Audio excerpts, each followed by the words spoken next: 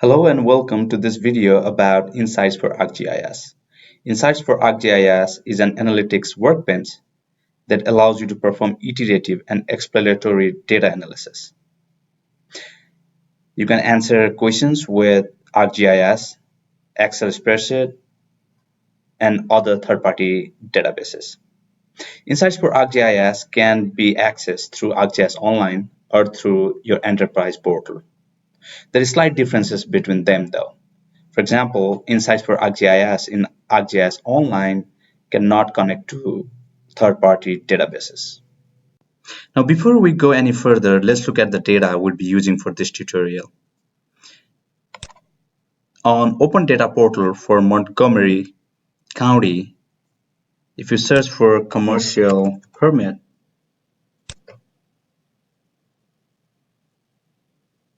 you can download commercial permits from 2000.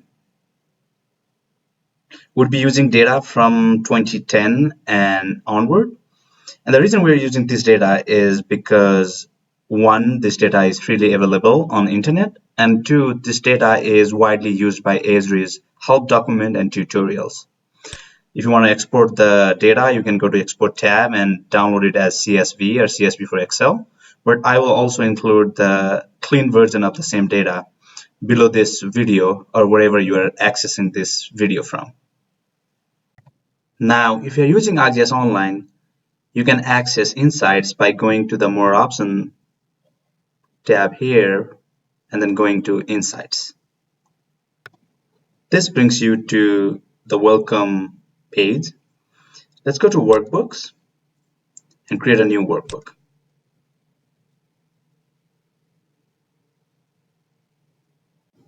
Now, once you are in the workbook, you have the option to add the data from data, model, or theme. If you are trying to add data, you can go to Content, Groups, your ArcGIS Online organization, or you can come to Files and browse the data. I just wanted to show you the data that we downloaded from the website, and it includes fields like permit, status, address, city, zip code. We have a description, we have work type, use code, and all those information. So let's go ahead and add that data.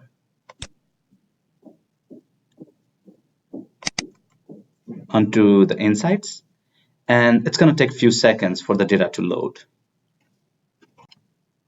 Now, once the data is added, let's go ahead and click on Add. And as you can see, the data is loaded here. We can rename this as commercial permit, and we can also rename our page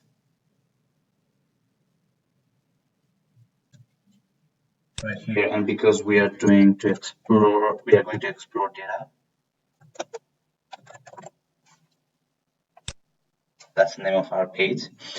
Insight uses the concept of cards. So anything that you add on the workbook can be a map card, a chart card, a table, or a widget card. Now let's go ahead and click on More Options and enable the location. So we'll be using addresses for our location type. We can leave ArcGIS World Geocoding Service as the default. Let's look back at our data, and I think we have address in one column. So I'm going to say address field is in one column, and single line input is location.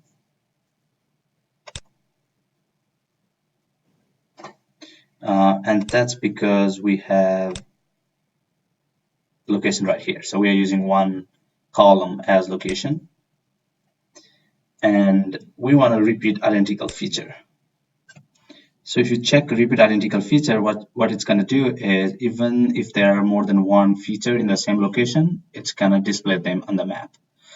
Now let's go ahead and click Run.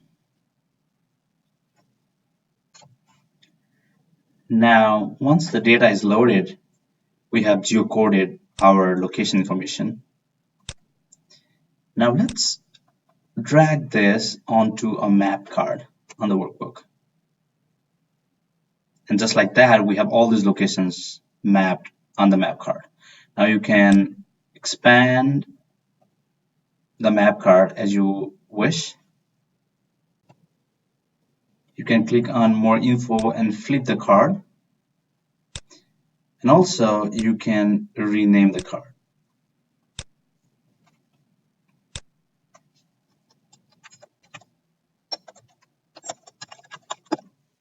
There you go. Let's go ahead and add other fields from the data pane. Let's add the status as a table.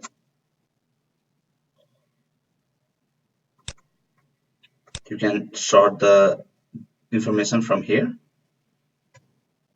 or you can use the same status field to create a chart. Let's create a tree map here. And if we don't want this card, we can get rid of it. So let's bring this card here. And this is the tree map. We can also change the visualization if we want by going to visualization type, and we can say, hey, I want a bubble chart, or I want a column chart. And there are other visualization tools as well. Let's go with KPI here and see if I want to change it to something else. That's the column chart. Let's go to donut chart. There you go. Now let me rename this as status and bring in another information, which is the use code, and bring it as a different card. Let's put it as a table. I might have to minimize this a little bit just to make room for my third card. And feel free to arrange them as you want them to be. And you can always do ascending and descending to look at the use codes. Now, if you haven't worked with the use code and status of permit, use code describes what kind of building the permit is for. And status describes whether the permit has only been issued or whether all required inspections have been completed. Now let's rename this as a use code. And now here's the thing. We have a map of one attributes. How about I try bringing in status as a second attribute for the map. Let's try doing that, and then I add that as a map. Here you can see we have multiple attributes color coded on the map card. Now let's go to the legend, and you can see final is color in orange, issued is blue, open is red. And if you compare that with the status donut chart that we have, the colors are exactly the same. And that's because both of them are built using the same attributes. Now let's go ahead and close the layer options and just click on the final status. And as you can see, the map changes just to highlight the final status permits. Let's go with issued, and you can see the changes on the map card. Let's go to open and stop work, and you can see all the permits that have stop work on them. So very easy to relate the status attributes with the location. And same thing goes with use code as well. Let's visualize. So this visualizes all the business buildings. As I change the use code, you can see the map changes to highlight townhouse, for example, education buildings, business buildings. Very helpful. Now, moving on to the data pane, if there are attributes that we don't want to visualize at all, we can select them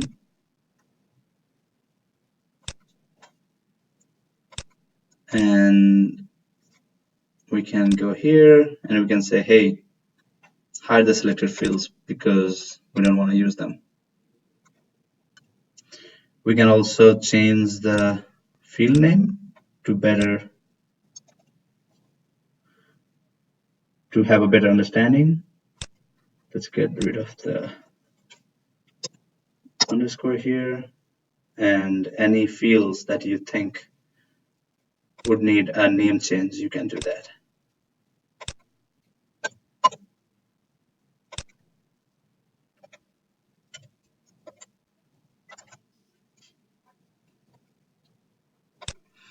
Moving forward, on the use code card, as you can see, there are 1, 2, 3, 4 use codes that have maximum entries, and others that don't have much. So we can go to use code here on the data pane, and we can turn off select all. Let's do this. Let's arrange them by the highest number, highest to lowest, and turn off select all and just select the ones that we want to see on the card, and maybe 10 townhouse. And let's do education restaurant and hit apply. And you'll see that you'd only be looking at the use code that you just selected.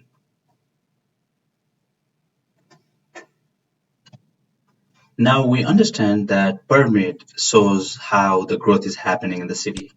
But let's look at how or when the growth is happening in the city or the county.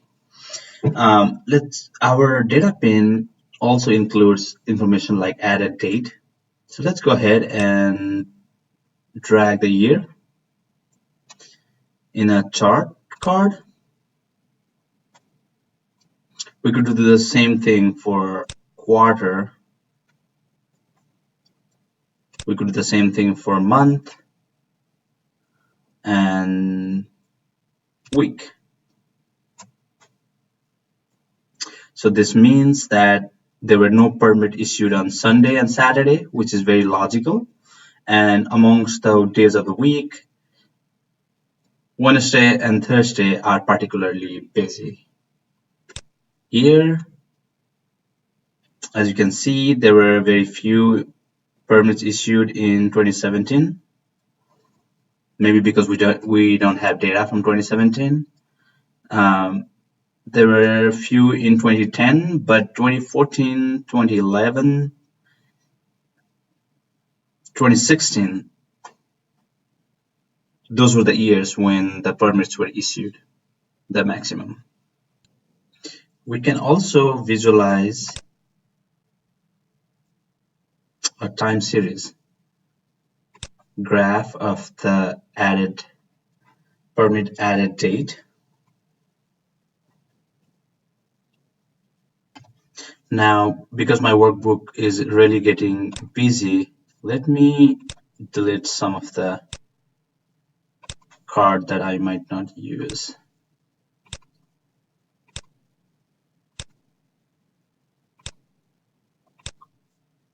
Let me pull this card right here, and maybe card 3 can get a little bit of real estate here.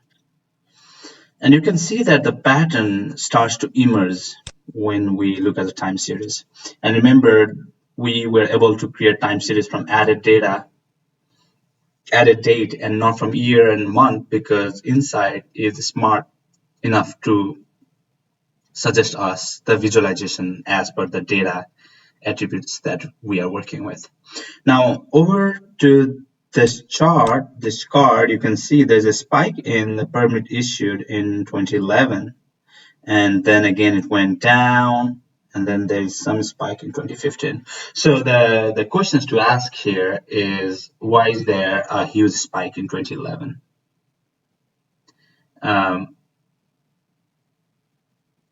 Now, is it all kind of permits that were issued in 2011, or is it just special kind of permits? To answer that, we can go to group by and see the use code.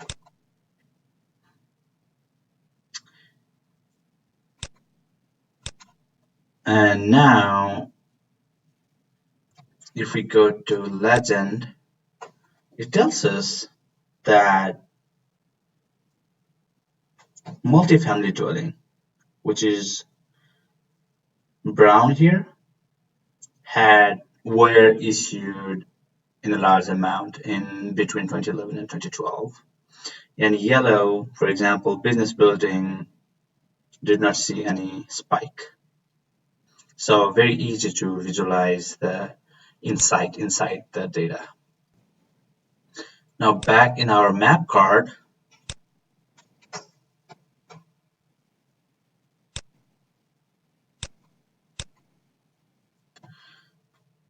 we're back in our map card because we want to explore the spatial distribution here. We did the temporal with this card, but back to our map card, let's go to status, go to settings, and let's choose heat maps to see where the growth were happening. As you can see, there are two hotspots here, one near Germantown and one here. And this tells us those were the places where the growth was happening, where the permits were issued in a large amount. Now let me readjust my card here and bring back the temporal distribution here. And as I select the spike in 2011, you can see how the map changes. And I can do that for all the spikes here. But when I go to 2011, I can see that the growth was primarily concentrated in Germantown. And that tells me that multifamily dwelling were constructed, or the permits were issued for multifamily dwelling primarily in Germantown area. Now we'll end this lesson here, but to summarize, in this lesson, we created a new workbook and added permit data from Montgomery County, Maryland. We explored the data in the map, table, charts, and we also saw how all the cards are interrelated, and the interrelation can be used to explore the insights that's buried in the data.